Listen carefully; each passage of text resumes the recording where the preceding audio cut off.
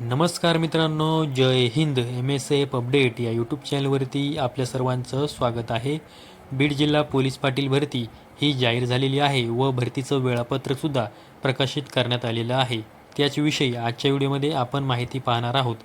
त्यापूर्वी जर तुम्ही आपल्या यूट्यूब चॅनलवरती पहिल्यांदा आला असाल तर आपल्या यूट्यूब चॅनलला सबस्क्राईब करून ठेवा, जेणेकरून जे काही शासकीय भरतीविषयक महत्त्वाची माहिती आहे ती यूट्यूबच्या माध्यमातून तुमच्यापर्यंत पोहोचत राहील.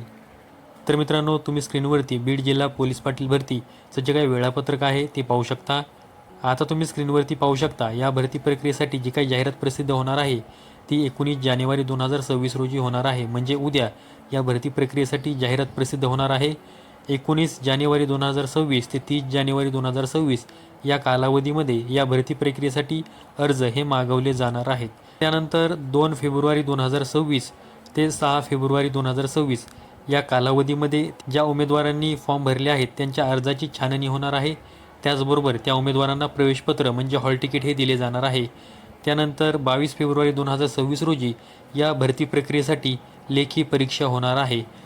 त्यानंतर 24 फेब्रुवारी 2026 रोजी लेखी परीक्षेचा निकाल हा प्रसिद्ध केला जाणार आहे.